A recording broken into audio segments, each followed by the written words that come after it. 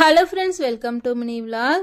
நான் நேற்றுலேருந்து பாப்பாவுக்கு நிறைய எக்ஸசைஸ் கொடுத்துட்ருக்கேன். ஸ்ட்ரெச்சிங் எக்ஸசைஸ்லாம் பண்ணிட்டு தான் இருக்கேன்.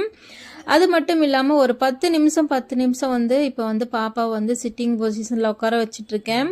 ஏன்னா பாப்பாவுக்கு முட்டி போட்டதுனால என்ன ஆகுதுன்னு பார்த்தீங்கன்னா, அவளால் ஸ்ட்ரைட்டாக உட்கார முடியல. அது மட்டும் இல்லாமல் கிராஸ் லெக்கில் உட்கார வச்சா அவளுக்கு வலிக்குதாட்டுக்கு. அதாவது சம்மணங்கால் போட்டு உட்கார வைக்கும்போது வைஷ்மாவுக்கு வலி இருக்குது. அதனால் அழுகிறா ஸ்டார்டிங்கில்.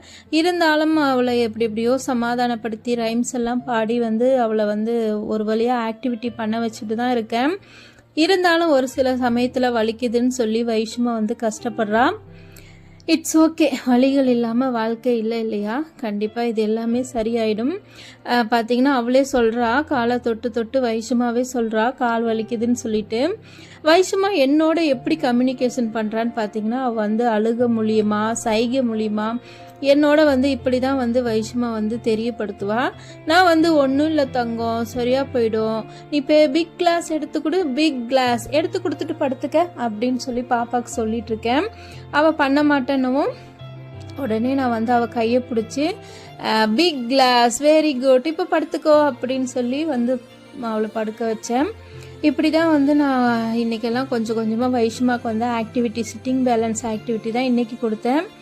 ஓகே ஃப்ரெண்ட்ஸ், இதை உங்களோட ஷேர் பண்ணிக்கணும் அப்படின்றதுக்காக தான் இந்த மினி விலாக்.